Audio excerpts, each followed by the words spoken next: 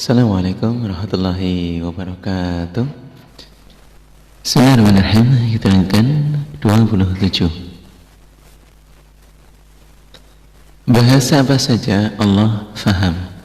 Jangankan Allah, hambanya saja Nabi Sulaiman alaihissalam oleh Allah diberi bisa memahami bahasanya hewan. Begitu juga Nabi Muhammad SAW ketika beliau dalam perjalanan dengan para sahabat yang lain. Waktu itu ada burung yang terbang muter-muter di atas Nabi. Nabi ngerti kalau burung ini sedang mencari anaknya. Makanya beliau menanyakan kepada para sahabat, siapa yang mengambil anaknya. Burung ini kemudian memberi isyarat yang secara kenabian bahwa beliau mengerti bahasa dan maksudnya. Akhirnya ada yang mengambil, terus dikembalikan. Dan setelah itu baru burungnya pergi dari sekitaran Nabi. Nah begitu pula waktu di Madinah ada unta yang ngamuk di kebun, gak ada yang bisa ngatasi. Dan akhirnya ketika Nabi datang, tidak tahu si unta ini diajak bicara dengan apa. Namun pada saat itu langsung datang dan unta tersebut sujud kepada Rasulullah. Waktu sahabat akhirnya melihat kejadian itu, para sahabat pun ikut sujud, dikarenakan seekor binatang yang notabene tidak bisa berbicara, tidak bisa untuk mengerti terhadap sesuatu yang penting sekalipun, dia bersujud kepada Nabi. Apalagi kami yang memahami terhadap kehormatan Allah. Nah kemudian ketika para sahabat ikut sujud, Nabi mengingatkan. Dalam riwayat Tirmidzi disebutkan, "Lau kuntu amiran ahadan ayyasjuda li ahadin la amartu al-mar'ah an tasjuda li zawjiha." Wahai para sahabat, jangan engkau, dirimu dan kalian semua sujud kepada diriku. Kenapa? Karena seandainya wajib untuk diperintahkan sujud seorang hamba kepada hamba yang lain, maka tentunya aku akan memerintahkan seorang wanita untuk sujud terhadap suaminya. Makhluk saja bisa menciptakan yang jauh menjadi dekat. Nah ini menunjukkan bahwa Rasulullah itu meskipun beliau adalah pribadi yang dihormati oleh Allah, dimuliakan oleh Allah, namun tetap menegakkan terhadap perintah dan juga tidak membuat seseorang menjadi syirik karena kehormatannya, syirik karena menghormati kepada Rasulullah. Jadi menegakkan perintah untuk mengesahkan terhadap Allah saja. Kemudian dalam hal asami, seseorang makhluk saja hambanya Allah ini bisa menciptakan yang jauh menjadi dekat. Contohnya adalah generasi handphone. Bahkan ada istilah handphone ini bisa mendekatkan yang jauh dan menjauhkan yang dekat. Nah apalagi kekuasaannya Allah, apalagi kehebatannya Allah, kemampuannya Allah dalam memiliki sifat asami, memiliki kemampuan asami mendengar, bahwa hal ini sangat-sangat dimiliki oleh Allah. Selanjutnya adalah kisah Umar bin Khattab. Suatu hari bersama temannya bernama Jarod, beliau dicegat oleh seorang perempuan tua. Kemudian Umar diperintahkan untuk turun dari kendaraan. Lalu Umar duduk dan perempuan itu berkata, "Hei Umar, dulu kamu itu anak kecil dipanggil Umair. Kamu adalah pengembala kambing. Kemudian tidak lama kamu dipanggil sebagai Umar." Dalam bahasa Arab, istilah nama itu, kalimah Umar dan Umair, Umair sendiri adalah membuat nama menjadi istilah kecil di depan orang yang lebih dewasa. Umar menjadi Umar kecil, Umar, Umair. Kemudian setelah masuk Islam, kamu sebagai pembuka Islam. Setelah Abu Bakar wafat, kamu dipanggil sebagai Amirul Mukminin. Maka kamu takutlah pada urusan ru'yah. Maksudnya supaya betul-betul amanah, tidak khianat. Karena siapa yang takut dengan ancaman, maka sesuatu yang jauh bisa menjadi dekat. Artinya semua akan menjadi mudah. Dan ketika hati-hati pada ancaman, maka sesuatu yang berat akan menjadi ringan. Dan siapa yang selalu mentakuti kematian, maka dia akan selalu takut kehilangan kesempatan. Artinya siapa saja yang memiliki rasa khawatir, memiliki rasa takut terhadap kematian, dalam arti bahwa zikrul maut, selalu tafakur akan kehadiran wafat, maka dia akan khawatir apabila kehilangan kesempatan untuk bisa beribadah. Dan perempuan itu ngomong terus dengan suara yang keras, di mana akhirnya oleh Jarod, si wanita ini ditanyakan atau perbuatannya, sikapnya ditanyakan kepada perempuan tua ini. Kenapa kamu bersifat demikian terhadap Amirul Mukminin? Kenapa kamu tidak sopan untuk berbicara dengan bahasa yang jauh lebih baik? Akhirnya oleh Umar dibiarkan. Wahai Jarod, jangan biarkan perempuan itu berbicara sesukanya. Apa kamu nggak tahu siapa dia? Jarod ditegur oleh Umar. Kemudian dijelaskan dia adalah perempuan yang pengaduannya pada Nabi didengar oleh Allah dari langit. Dia adalah Khawlah bintu Tha'labah, di mana dalam Al-Mujadalah disebutkan, A'udzubillahi minasyaitonir rajim, bismillahirrahmanirrahim. Qad sami'a Allahu qawlan allati tujadiluka fi zawjiha wa tashtaki ila Allah, Allah yasma'u tahawurakuma. Khawlah adalah dia pengaduannya didengar oleh Allah. Apabila Allah saja mendengar terhadap laporannya Khawlah, apalagi saya Umar, maka saya harus lebih mendengar terhadap Khawlah bintu Tha'labah, menghormati terhadap kedudukannya yang dihormati oleh Allah.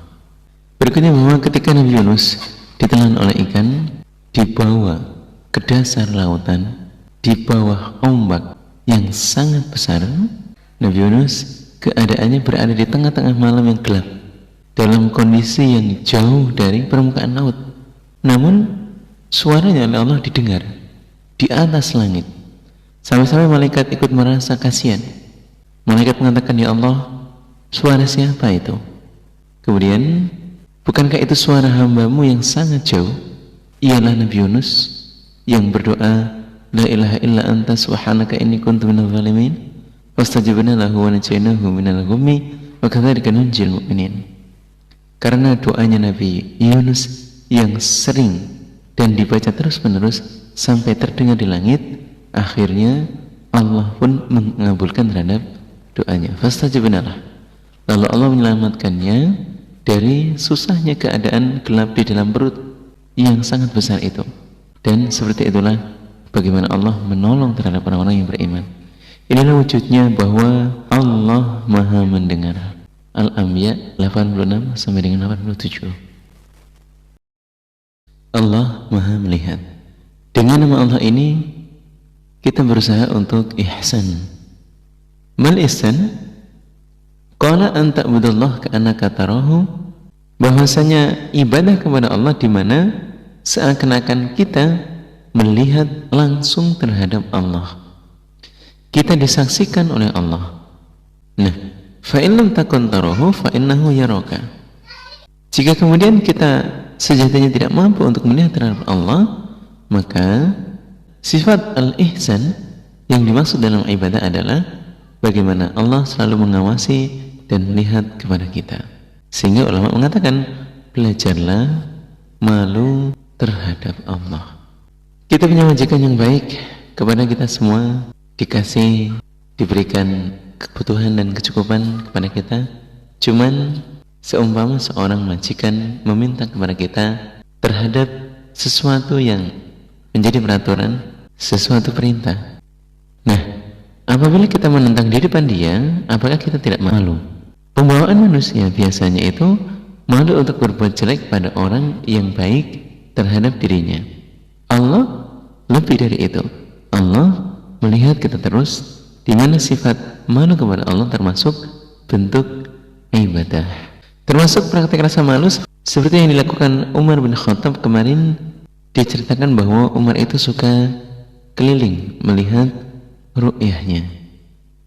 Saat Umar bin Khattab keliling pada waktu malam, dia mendengar seorang perempuan yang melakukan lagu-lagu seakan-akan rindu pada suaminya. Bahkan dalam isi lagunya itu, seandainya tidak karena dosa, dia ingin berzina, menyanyikan malam semakin larut, bintang-bintang berjalan, tapi semua tidak bisa membuat aku tidur karena tidak adanya kekasih yang bisa membuat aku bercengkrama dengannya.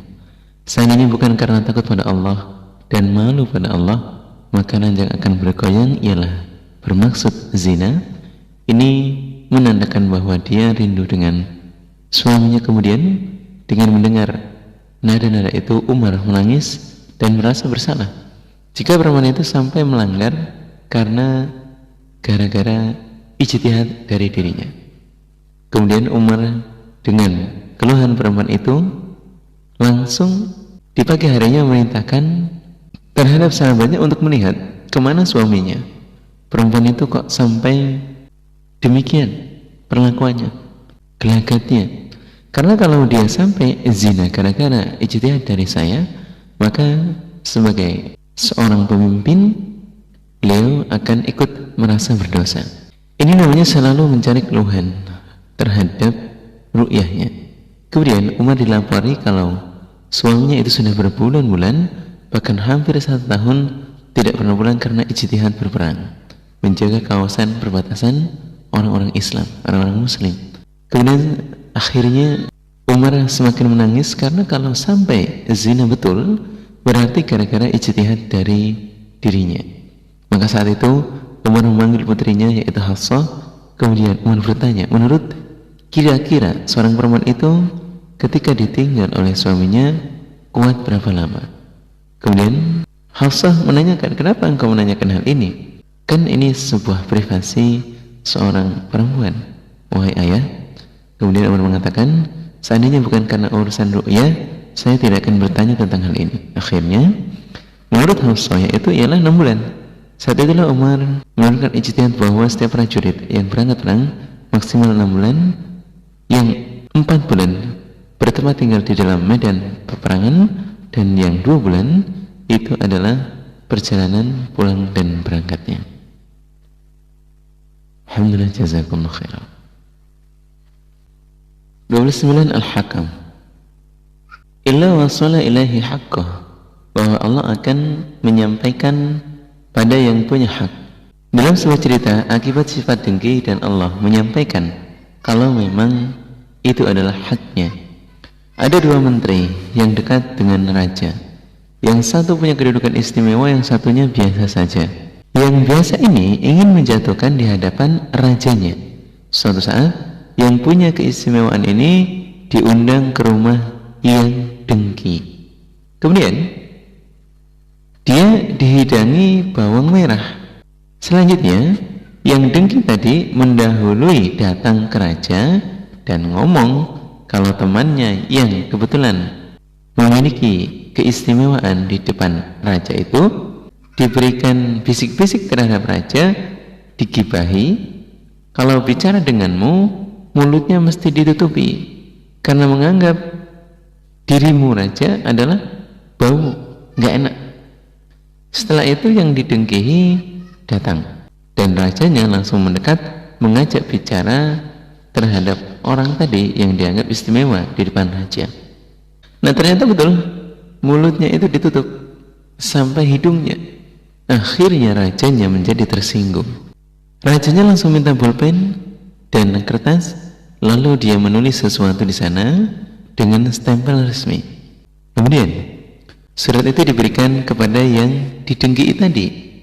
Masih saja dia dengki ketika si rajul tersebut, si menteri tersebut, dia membawa surat tertentu, nah, untuk diantarkan, diberikan kepada Al-Gojo. Setelah keluar dari istana, yang dengki tadi mengejar, membuntuti dan memaksa dirinya lah yang ingin mengantarkan sendiri terhadap Al-Gojo. Dirinya lah menawarkan diri untuk melaksanakan perintah dari rajanya itu. Dia memiliki pemikiran karena umumnya kalau surat itu ada stempelnya itu surat yang istimewa yang digunakan oleh raja untuk memberi hadiah. Akhirnya karena memaksa terus diberikanlah kepada menteri tadi, dan setelah sampai di Al-Gojo ternyata tulisannya berisikan bunuh rajul ini dan kuliti tubuhnya dan kasihkan ke saya. Uqatul hadhihi rajul. Begitu Al-Ghajul mempersiapkan alas untuk mengeksekusi, akhirnya yang dengki tadi tanya, untuk apa ini? Surat ini isinya, saya diperintah membunuh kamu. Lalu dia ngomong, sebenarnya yang disuruh mengantarkan bukan saya. Kata Al-Ghajul, raja tidak mungkin keliru karena ini sudah distempel. Jadi eksekutornya pun ketika telah menerima surat itu ya tidak percaya lagi dengan kalimat-kalimat yang diupayakan untuk membela diri. Dia yakin betul dengan stempel raja, di mana ketika surat itu telah sampai dibawa oleh seseorang, maka dialah yang harus dieksekusi. Akhirnya dibunuhlah dia dan diserahkan kepada raja. Rajanya sangat senang. Ternyata besoknya yang didengki datang. Nah, kemudian ditanyai, kok dirimu masih hidup? Lalu ditanya, gimana ceritanya? Nah, dia menjawab, saya disuguhi bawang. Barulah rajanya sadar, memang yang salah itu yang dengki tadi. Alhamdulillah, jazakallah khairan.